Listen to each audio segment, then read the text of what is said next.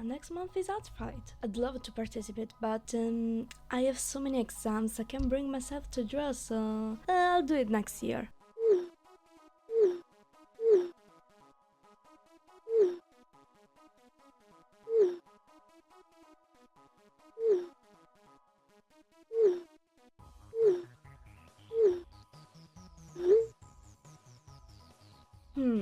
You know what? I already studied, so I can start making some reference sheet for my OCs, so next time I won't have to start from zero. 4 to 6 days later. Okay, so I joined Artfight a week later. As you saw from the introduction, I wasn't exactly planning this, but here we are. Everyone I mentioned in this video will have their Artfight account, plus the socials, link in the description and comment section.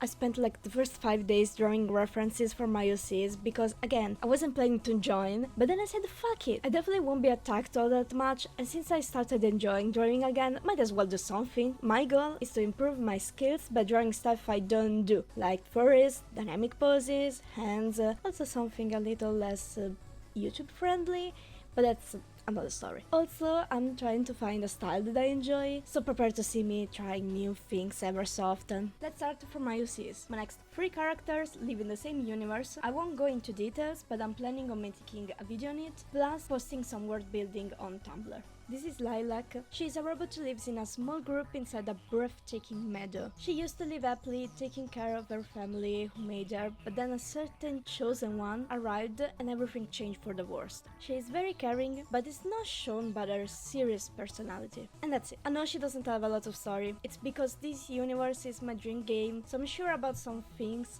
and I don't wanna spoil too much about the world. My design is based on a French oil lamp, who were invented around the end of 1700s and the beginning of the 1800s. In that period of time, ancient Rome style got very popular again, so that's why she wears a very light and simple dress. So you may be wondering, why is there a reference of a very modern looking lamp? That's because it was my old Persona design and I wanted to reuse the concept because I love object heads, in particular lamps. So yeah, that's why. As for the reference sheet, you can see it's extremely basic, and that's because I didn't want to draw 3 to 4 times the same character because I went in a time crunch. So on to the next one, Tr0ll. She never knew her family, and never called her Rodier or Dear. However, when she first met Devonus, he decided to give her a name, Tr0ll. Since that day, they became extremely close friends. Her positivity and calmness in every situation helps everyone, especially Devonus. She builds and repairs robots with lots of care and enthusiasm, while Devonus helps organizing. I struggled a ton on her design since the very first time I thought of her. As you can see, she is a human in the old design, but I chose not to. I decided to go with the different design, not just plain humans. That's because I believe I thought about an interesting design choice that has an explanation around the world building that I am making. Why specifically a Rodier? That's because I think they're cool, I think they are prettier than normal deers, they have these very slight differences between them, and I really love their horns, which now that I'm recording, I decided to change her design a little. As I said before, they are part of my dream game, her and Lilac, and also the bonus that I'm talking about later. I'm still unsure about the gameplay, but I'm sure that I want it to be a horror, specifically a silent horror. It's like an horror without the jump scares, as I'm not too fond of jump scares. And now we go for the protagonist of the story, Devonus. One day he woke up only knowing his name. He tried to get up, but bruises and slashes covered all over his skin. Luckily, a small group was there to help. In particular, a certain Rodier had caught his eye. He has lived many months, if not years,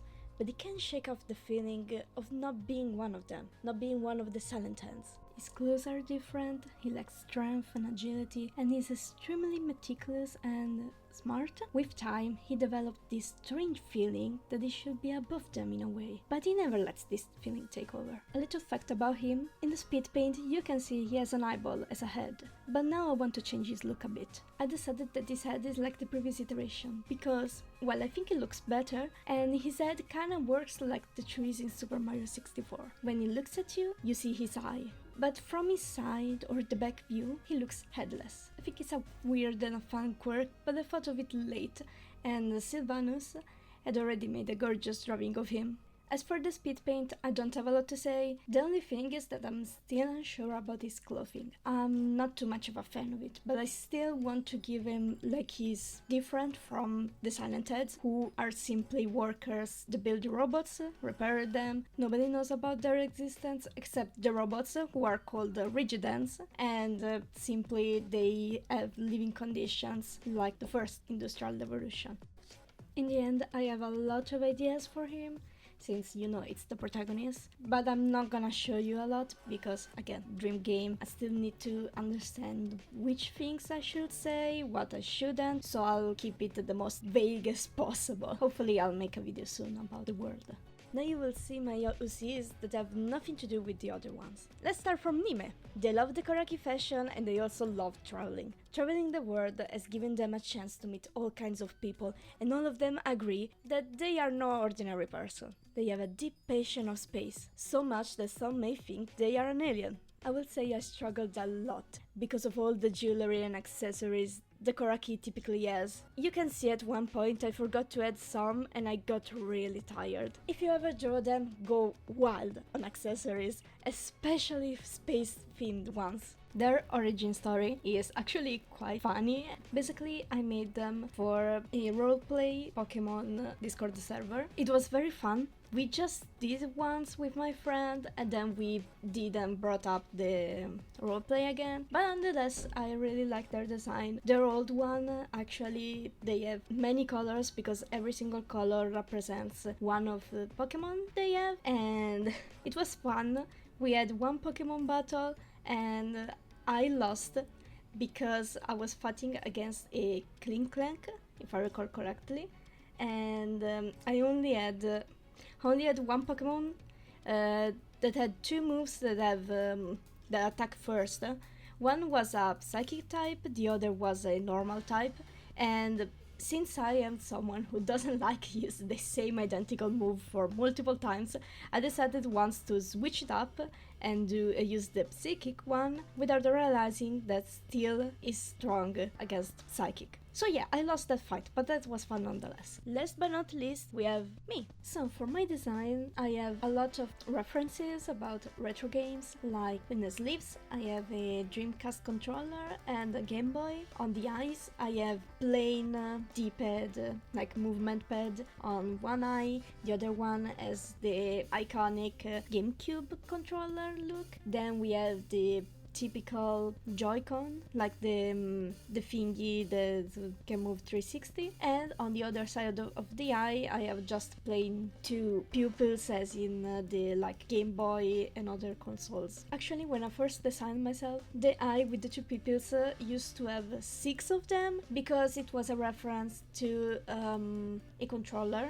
I don't remember the name, but I will show it in the video. Also, other references, we have the Nintendo cartridges, the DS and 3DS specifically, as earrings. That's because I grew up a lot with Nintendo. Let's start with the attacks. So the first one I did was of Lix and Momo. As you saw from the introduction, they are my besties. Hi, I know you're watching. And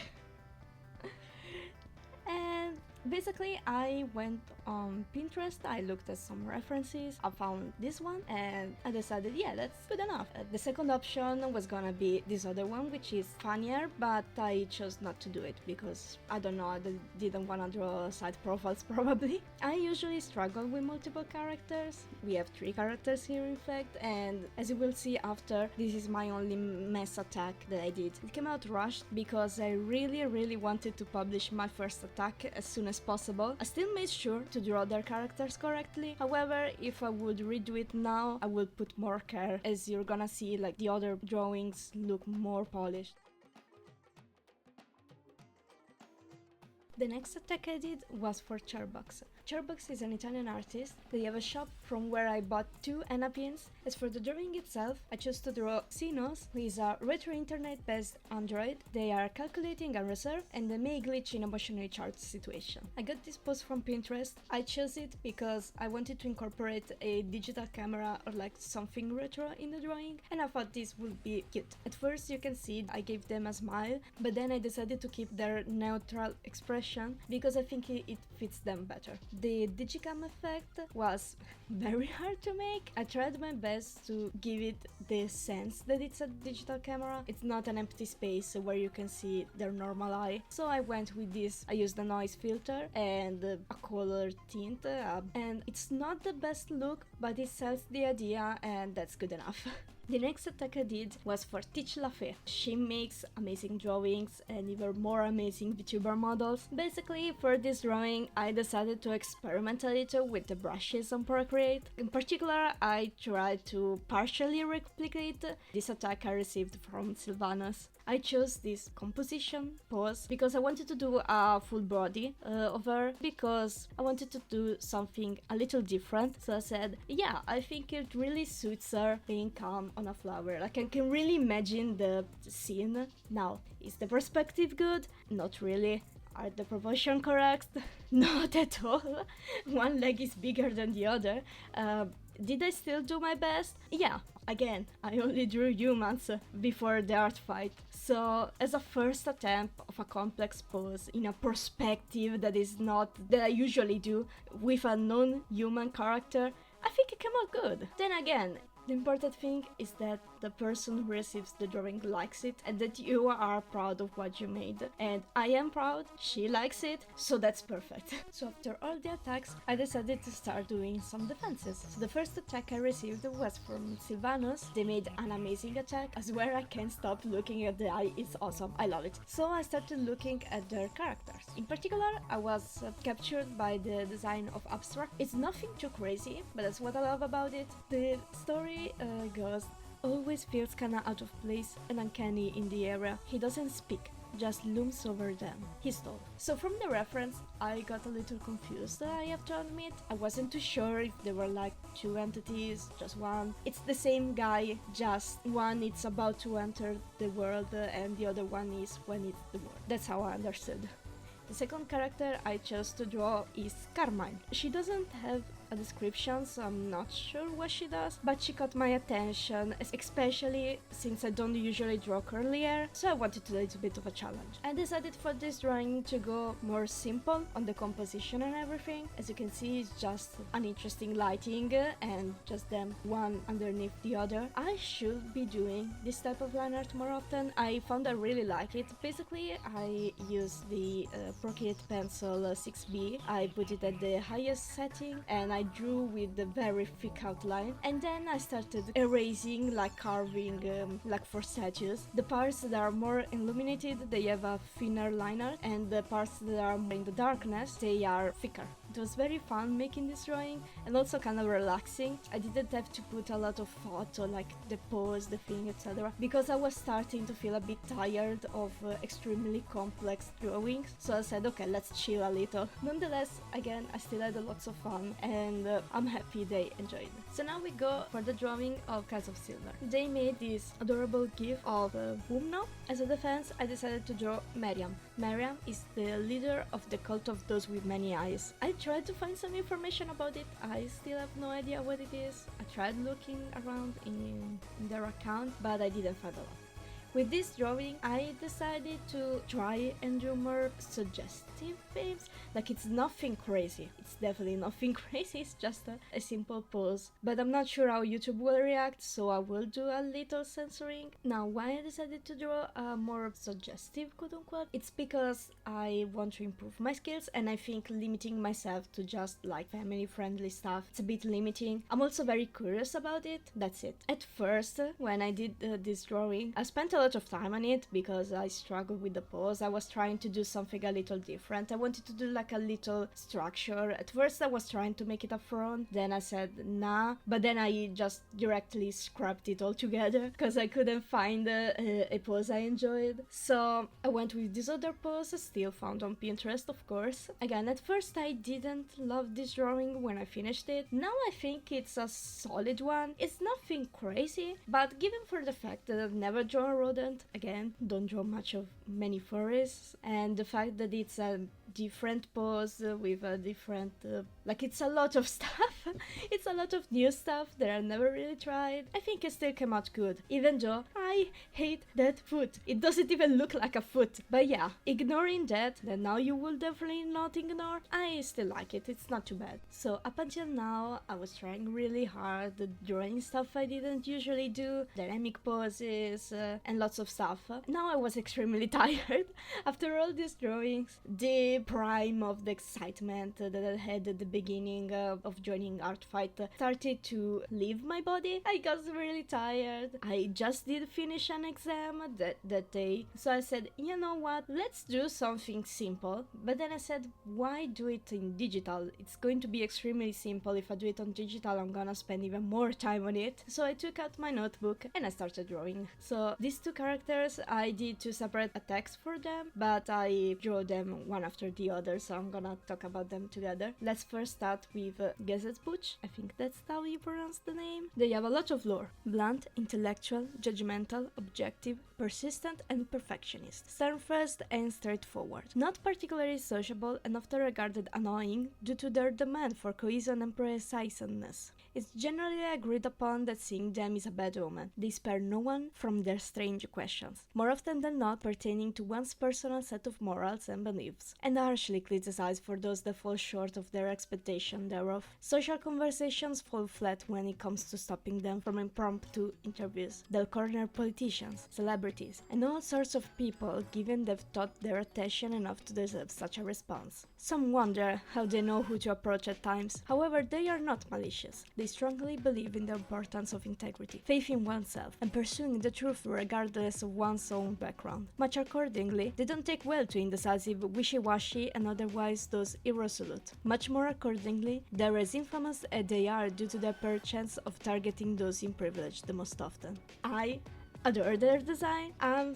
very scared of their clothing. Like, even now I'm terrified of doing a full body, which was my first idea. So yeah, this is Gezetbuch. The story of the character is interesting. This is a slightly shortened version. You can check the full description in the description. And also, it is gonna look so bad for Vermilion, the other character I drew, because there's not much story about them.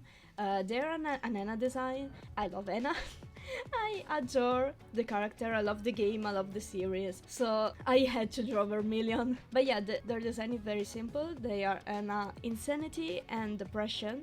I think their design is very cool, simple but effective.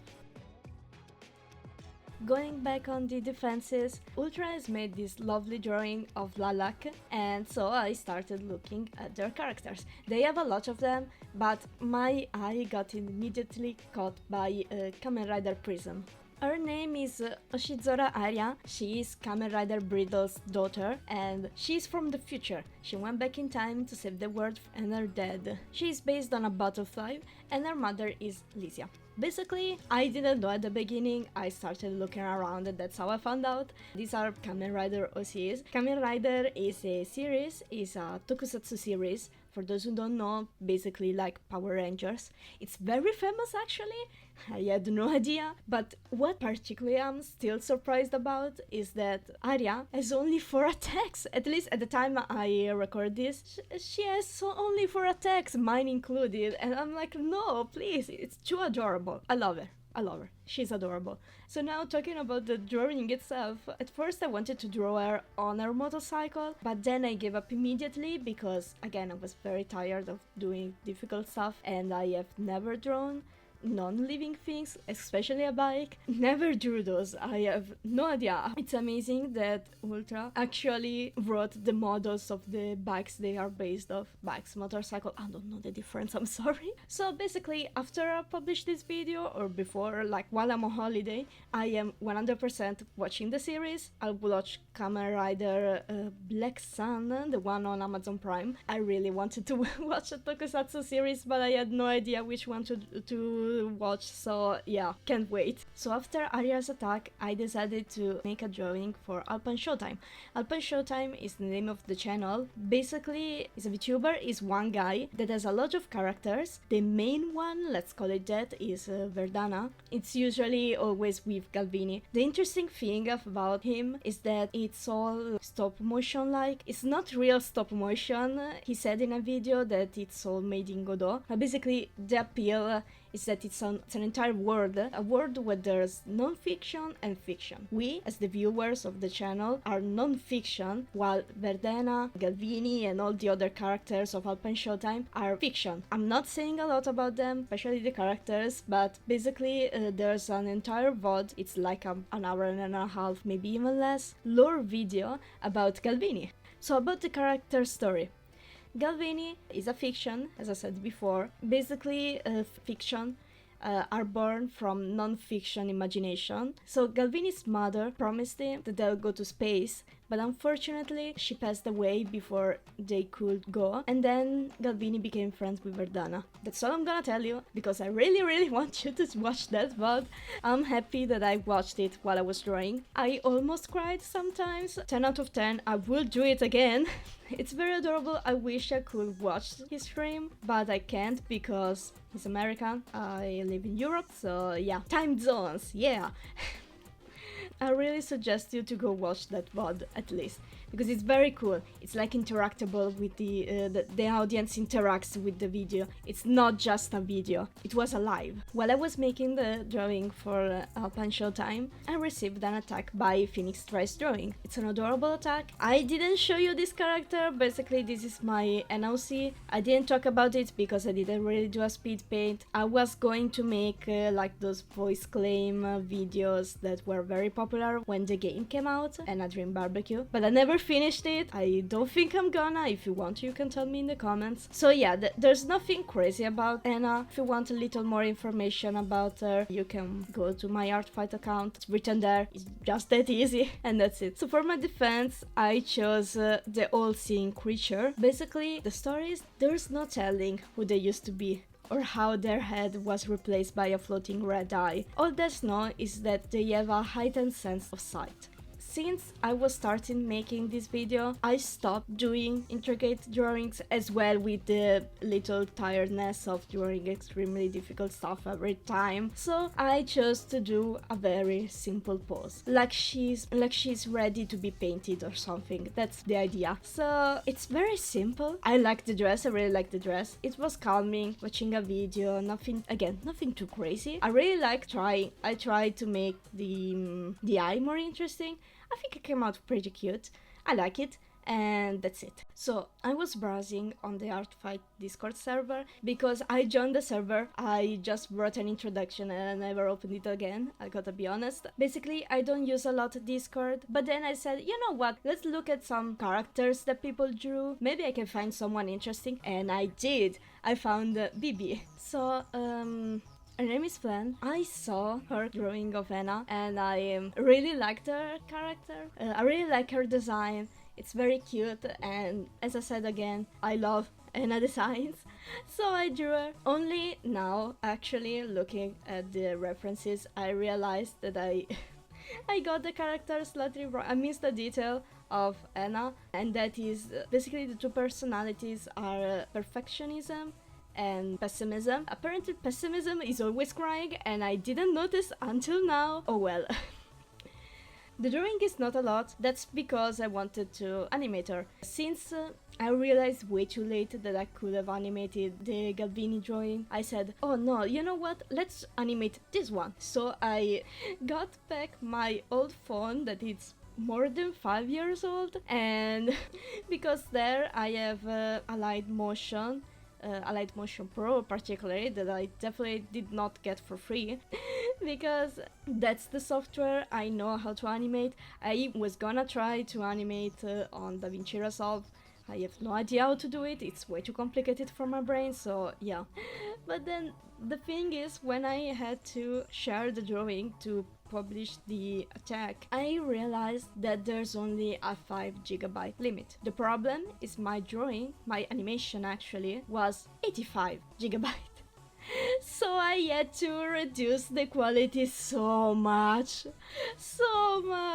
but oh well, it still came out good. Something I didn't mention in the previous drawings, that if the drawing was at a higher resolution and I couldn't publish the maximum quality, I made the private description. I added the link so they could download the image, since I'm okay with people sharing my drawings in their accounts, etc. And now we reached the final drawing. This was my very last drawing I did of artfight. It's an attack for spin Syudo. I discovered them from YouTube, particularly, again, NOC, but I didn't draw their Enna character. At first I wanted to draw someone else.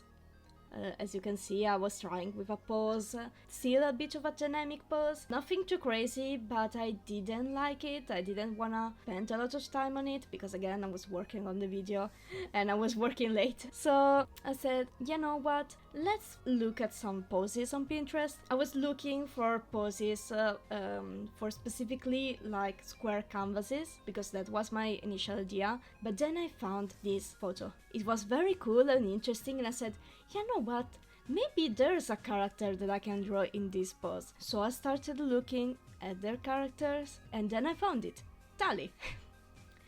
Tali is an alluring girl. Though she's flirtatious and filled with charisma and mystique, her origin remains unknown. She has this almost supernatural presence to her, someone who can clearly take advantage of unwanted attention. Tali is constantly searching for more desire. She experiences the curse of never-ending need of pleasure. Perhaps it wasn't great to her upon creation. She is tied with Paul, but I suggest you can check their artfight account, because I didn't look at Paul. So when I read this description, I said, yeah, it's perfect.